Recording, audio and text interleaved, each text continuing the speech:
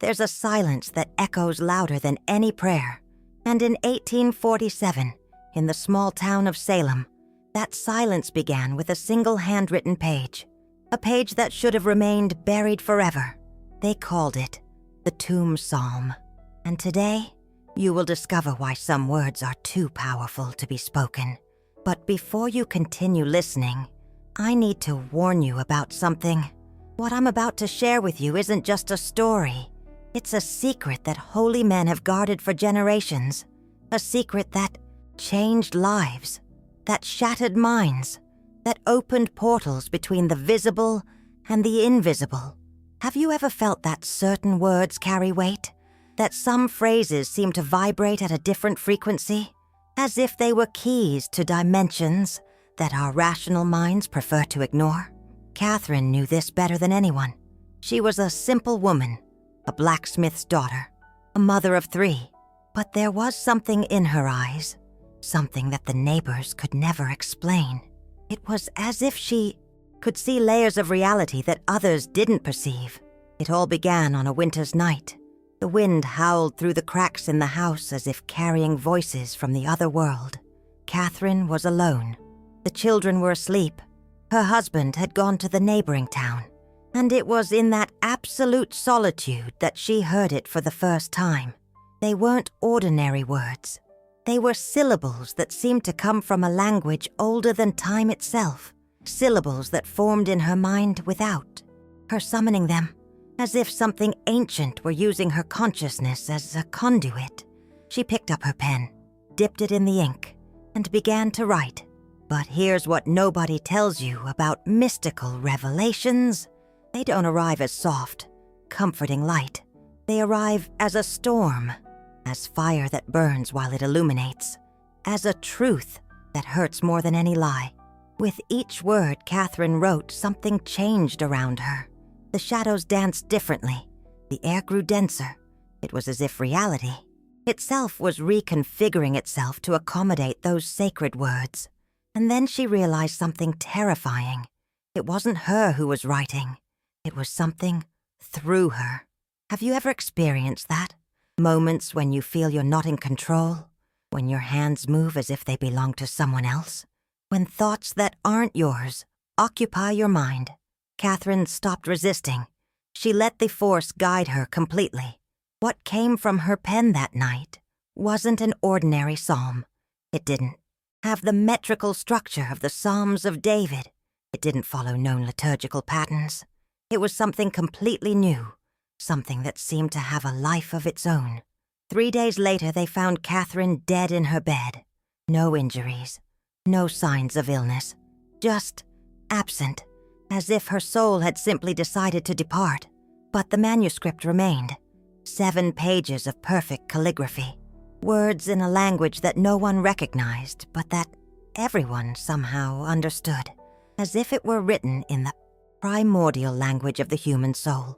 The town's pastor was the first to try reading it aloud. During Kathryn's funeral, he opened the manuscript before the congregation, cleared his throat, began to pronounce the first words, and then the sky opened. Not metaphorically, literally. A circular opening appeared in the storm clouds, letting through a beam of golden light that fell directly onto Kathryn's coffin. A light that pulsed in sync with the words the pastor was pronouncing. But there was something else. Something that caused 23 people to faint right there in the church. Something that caused 17 others to report visions of angels and demons dancing together on the chapel ceiling. It was the sound of the words themselves. They didn't just come from the pastor's mouth. They echoed from everywhere at the same time, as if the entire church had become a musical instrument played by invisible hands. And then came the healings. Sarah, paralyzed for 15 years, rose from her wheelchair. Thomas, born blind, began to cry as he saw his wife's face for the first time.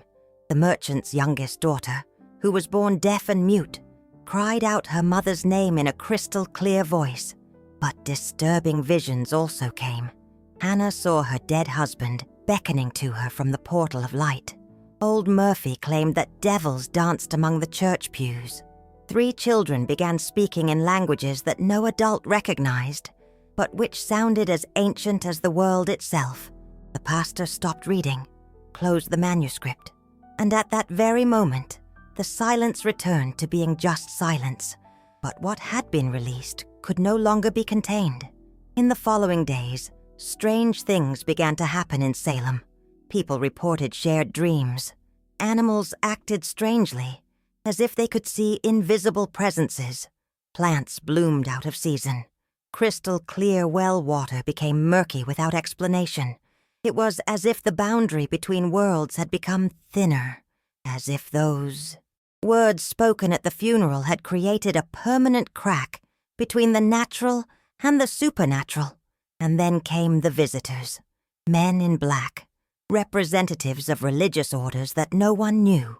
They arrived in a carriage without crests, spoke with local authorities, and disappeared, taking Kathryn's manuscript with them. But before leaving, they left a clear message for the entire town. Those words should never be spoken again. The manuscript would be sealed, kept in a place where neither light nor sound could touch it. And Kathryn, her body was exhumed under the cover of night, placed in a special coffin made of consecrated oak wood and iron forged in holy fire. The manuscript was placed in her hands, and she was buried again, this time in a secret location, far from Salem. But here's what they couldn't foresee. Some truths are impossible to bury. Some secrets have a life of their own, and certain words once spoken echo through generations like waves that never find a beach on which to break. You feel it too, don't you? That feeling that there is more reality around you than your 5 senses can capture? As if you were living only on the surface of an infinitely deep ocean. Kathryn discovered a way to dive into that ocean. And what she brought back were words that don't belong to this world. Words that carry the exact frequency of divine creation. Words that can open doors that most people don't even imagine exist. For over a century, the secret remained guarded. The manuscript, buried with Kathryn, should have remained there forever. But in 1952, something happened that changed everything. A team of archaeologists was excavating near Salem's old cemetery, searching for remnants of colonial settlements. What they unearthed was far more disturbing. It was a new moon night when they hit the coffin, and the precise moment the excavator touched the wood, all 7 men on the team reported the same experience.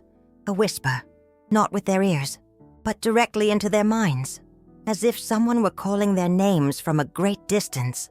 When they opened the casket, Kathryn was exactly as she had been buried 105 years prior, undecayed, odorless, as if time hadn't touched her body, and the manuscript, clutched in her hands, appeared to have been written the previous day.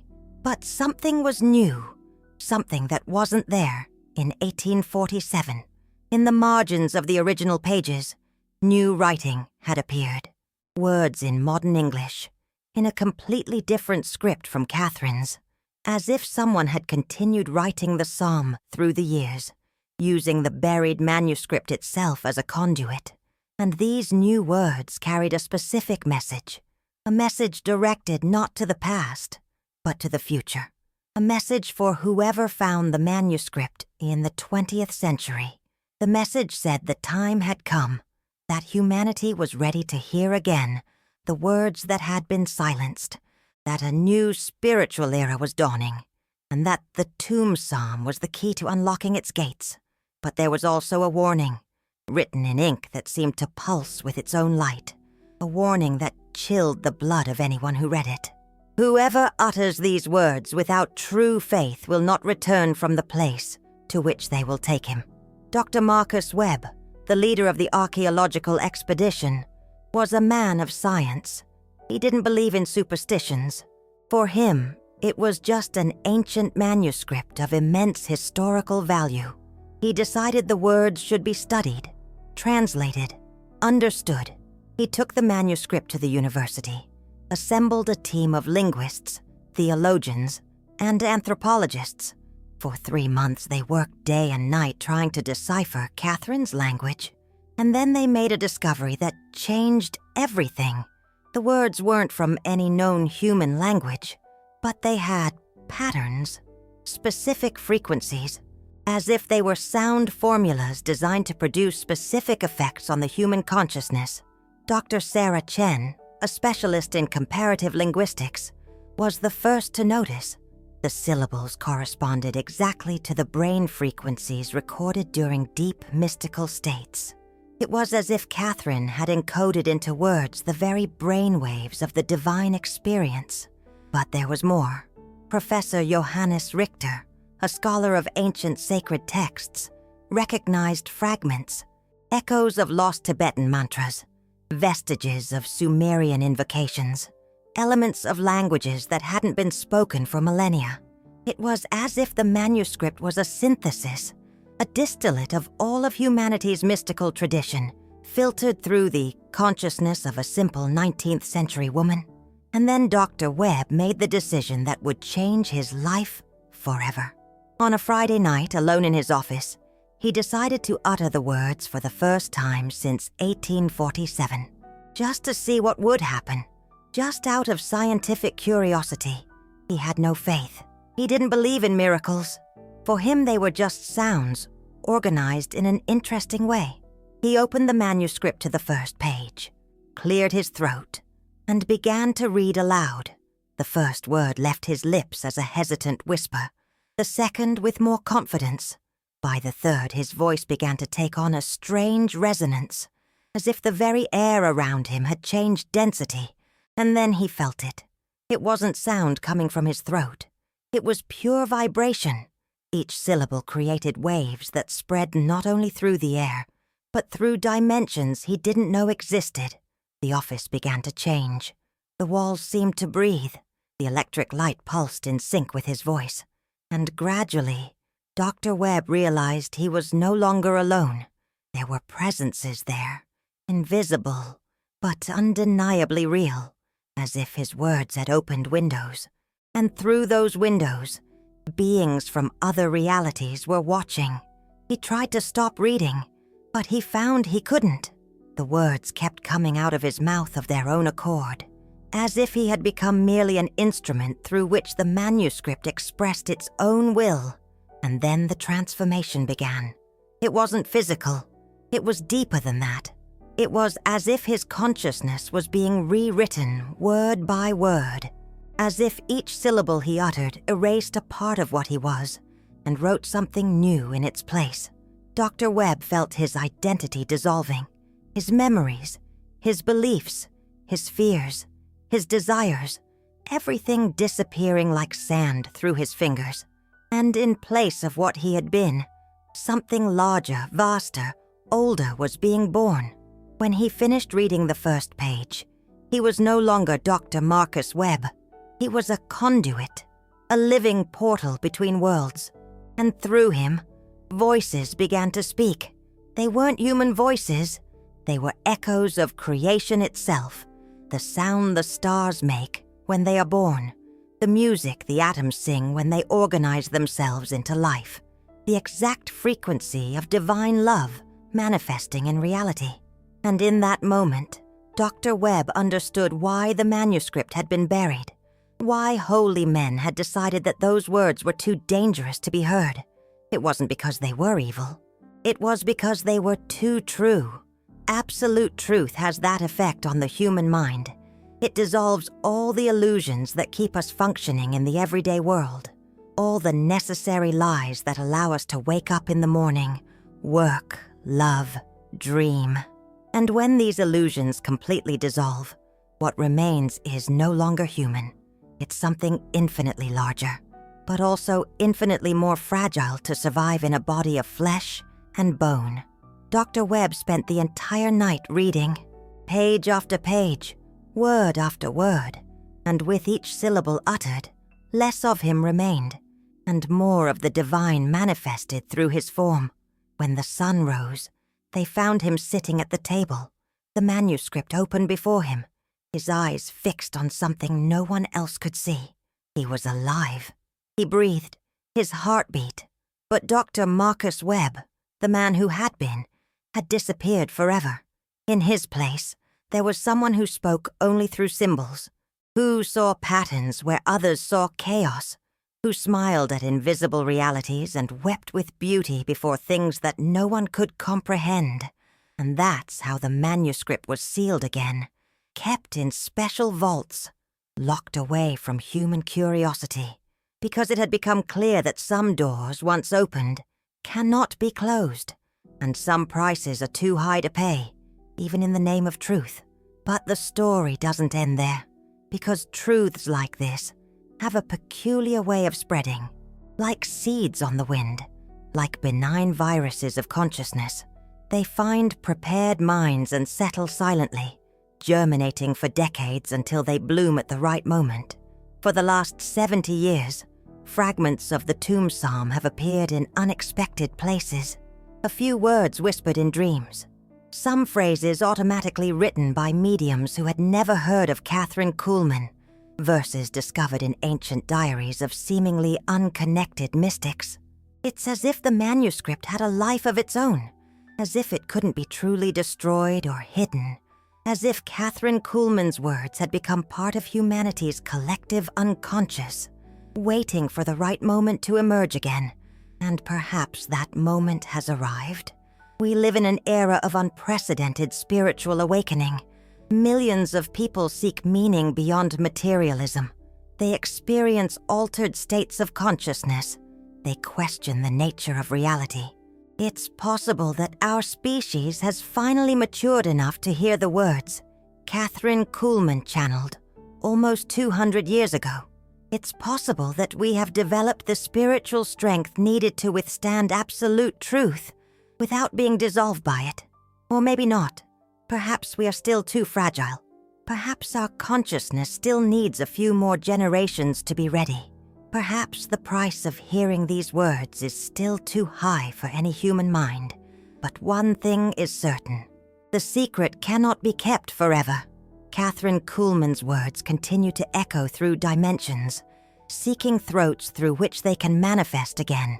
And when that happens, when someone finally utters the Tomb Psalm in its entirety with true faith and a prepared heart, something will change forever in human history. A door will open that can no longer be closed. A bridge will be built between the world we know and realities we only imagine. And our species will take the next step in its spiritual evolution. The question is, would you be ready to cross that bridge? Would you have the courage to hear words that can dissolve everything you think you know about yourself and the world? Would you have enough faith to survive the encounter with absolute truth? Because these are the only questions that truly matter when it comes to the Tomb Psalm. Not whether the words are real. Not whether Kathryn Kuhlman actually existed. Not whether the events I related happened exactly as I described them. The question is, if these words existed, if this knowledge were available, if this door could be opened, would you have the courage to cross it? And even more importantly, would you have enough faith to return? Because that is the true warning of the manuscript. Not that the words are dangerous, but that the journey they initiate can lead to places from which it is not always possible to return the same. And perhaps, just perhaps, that is exactly the journey your soul is waiting to begin. But before you make any decision, I need to tell you the rest of the story, because there's something about the Tomb Psalm that even the keepers of secrets didn't know, something that was only recently discovered. In 2019, a woman named Elena Rodriguez was cleaning the attic of the house she had inherited from her grandmother in Santa Fe, New Mexico. Among dusty boxes and antique furniture, she found something that would change her life forever. It was a small chest made of dark wood with a rusty lock. Inside it, wrapped in silk yellowed by time, was a notebook her grandmother had never mentioned. A notebook that contained the most complete copy of the Tomb Psalm ever discovered. But this copy was different. It had annotations, partial translations, and most importantly, Instructions. Instructions left by someone who had managed to read the original manuscript and survive. Someone who had found a way to pronounce the sacred words without losing their sanity. Someone who had discovered the secret that made knowledge accessible to ordinary human minds. Elena's grandmother, Maria Esperanza Rodriguez, had been more than a respected healer in the Latino community. She was one of the last keepers of an oral tradition dating back to colonial times. A tradition that preserved fragments of ancient knowledge through generations of wise women. And somehow, this tradition had connected with the legacy of Kathryn Kuhlman.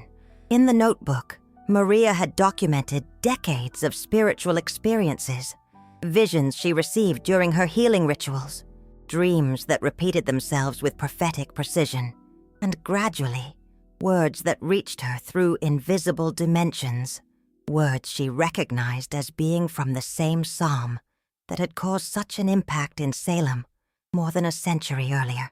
But Maria had something Dr. Webb didn't have. She had a living mystical tradition, techniques passed down from grandmother to granddaughter on how to open consciousness to the divine without getting lost in the process.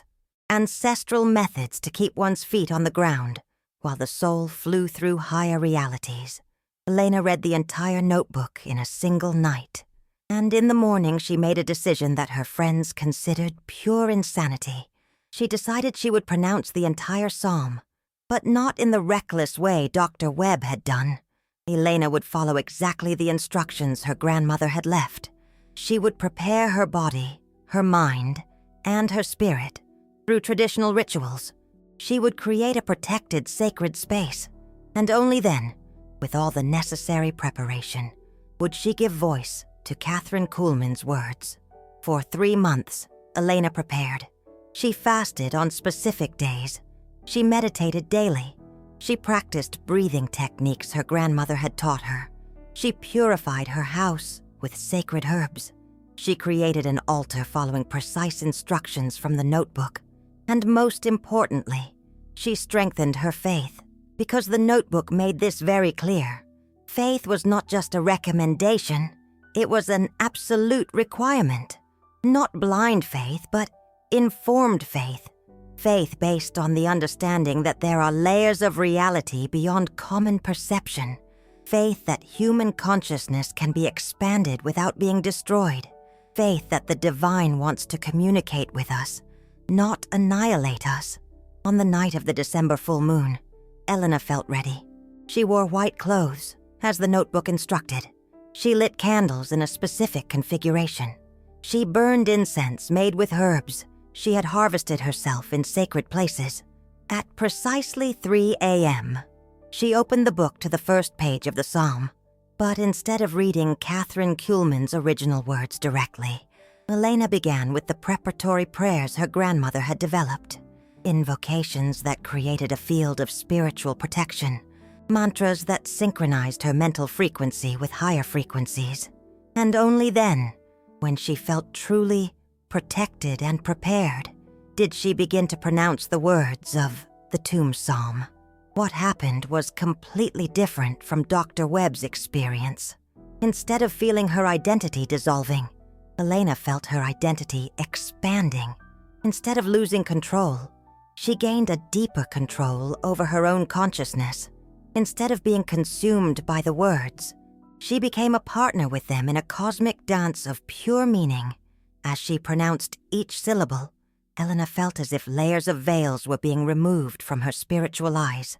First, she saw the energy that connected all living things. Then, she perceived the angelic presences that had always been around her, invisible but protective. Next, she recognized the golden threads of light that connected her soul to the souls of all the beings she had ever loved. And finally, the moment she uttered the psalm's last words, Elena saw something that forever changed her understanding of the purpose of human existence. She saw Kathryn Kuhlman not as a ghost or a lost spirit, but as a being of pure light who had transcended the limitations of physical form. Kathryn Kuhlman hadn't died in 1847. She had transformed. She had used the words of the psalm as a bridge to a higher dimension of existence. And from there, she continued guiding prepared souls through the same transformation. Elena understood that all the mystery, all the secrecy, all the protection surrounding the manuscript had a very specific purpose. It wasn't to keep knowledge away from people. It was to ensure that only truly prepared individuals could access it, because the transformation the psalm offers is not reversible. It's not something you experience and then return to normal life. It's a gateway to a permanent state of expanded consciousness. It's graduation from the earth school of the soul, and not every soul is ready for that graduation. During the following weeks, Helena experienced profound changes. She developed abilities her grandmother would have immediately recognized. The ability to see auras, the ability to perceive energetic illnesses before they manifested physically, the gift of receiving information through prophetic dreams. But more than that, Helena acquired an unshakable inner peace, an absolute certainty about her purpose in life, a direct connection to an infinite source of wisdom and love.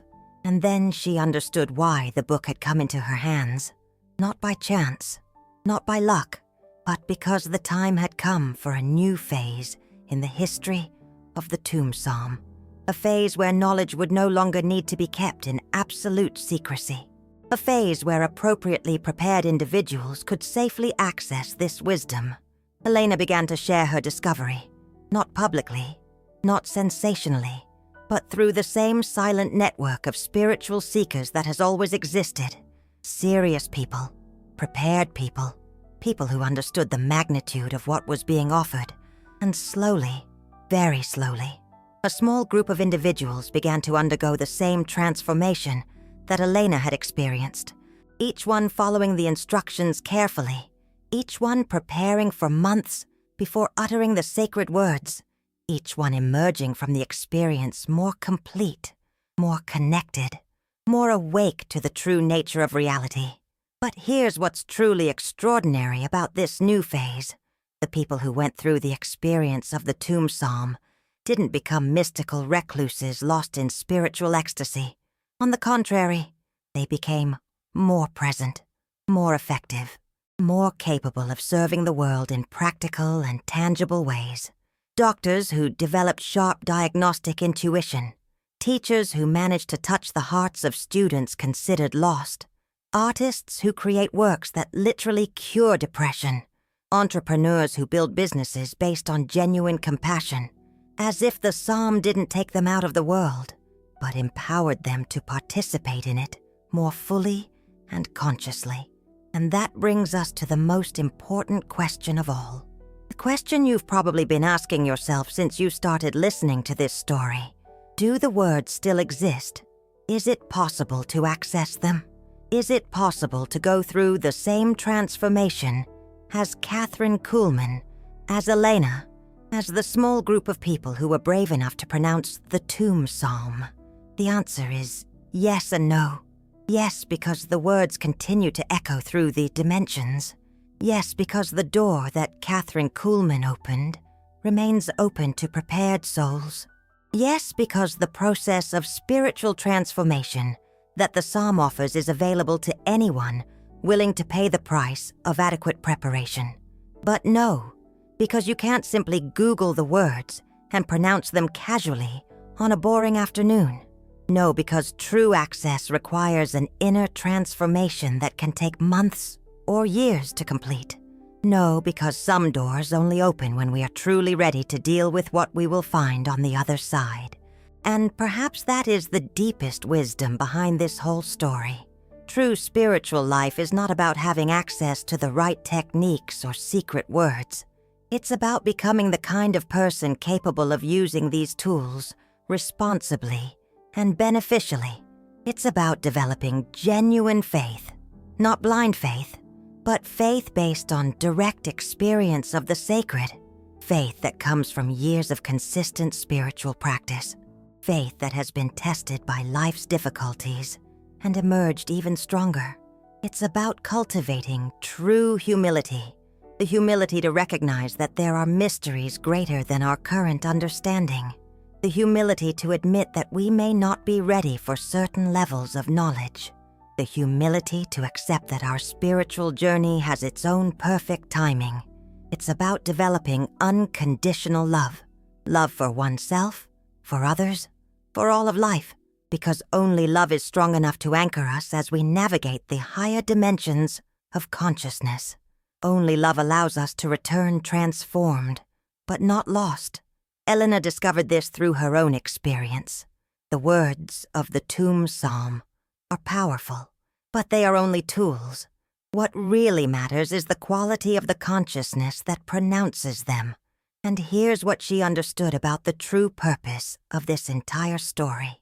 The Tomb Psalm wasn't meant to be a secret guarded forever.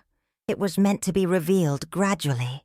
As humanity matured spiritually, it was to serve as a beacon, drawing in souls ready for the next level of conscious evolution. Each person who hears this story and feels an inner awakening, a genuine curiosity, a deep desire to know more about the nature of spiritual reality, is receiving an invitation.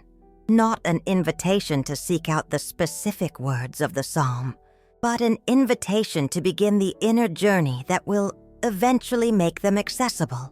It's an invitation to begin meditating daily, to study authentic mystical traditions, to seek out qualified spiritual mentors, to gradually purify the body, mind, and heart through time-tested practices. It's an invitation to become the kind of person Kathryn was before receiving her revelation, the kind of person Elena became before uttering the sacred words, the kind of person who is genuinely prepared for encounters with the divine. And when you become that person, when your consciousness is truly ready, the words will come to you in the way that's right for your specific journey.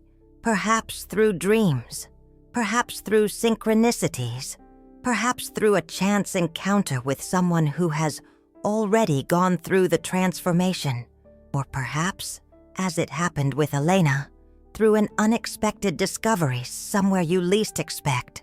Because that is the true magic behind the Tomb Psalm. It's not the words themselves that are magical. It's the way they find exactly the right people at the right moment in their spiritual journeys. And if you felt something deep listening to this story, if something in your heart recognized the truth behind the mystery, if a part of your soul whispered, "Yes, I want this," then the process has already begun. Not the process of finding the specific words, but the far more important process of becoming the person capable of receiving them with safety and wisdom. And who knows, perhaps a few years from now, when you've walked far enough on your inner journey, when you've developed the necessary faith, humility, and love, you'll discover that the words were waiting for you all along, waiting patiently until you were ready to hear them, not just with your ears, but with every cell of your transformed being, waiting until you could utter them not as intellectual curiosity, but as a natural expression of who you have become. And at that moment, you will understand that this whole story wasn't about Kathryn, or Elena, or anyone else.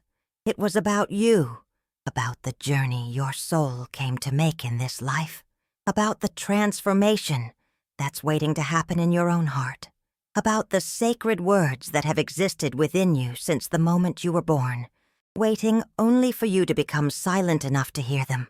Because in the end, the most powerful tomb psalm isn't the one written by Kathryn on a winter's night in 1847.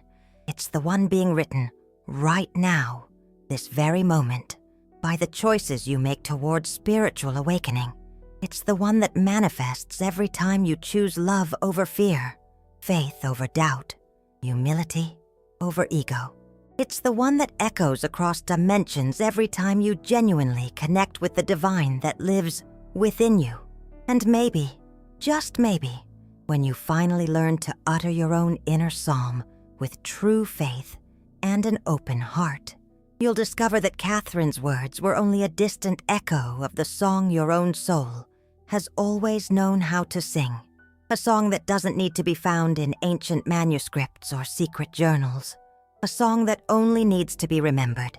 A song that is, and always has been, the exact frequency of your own awakening.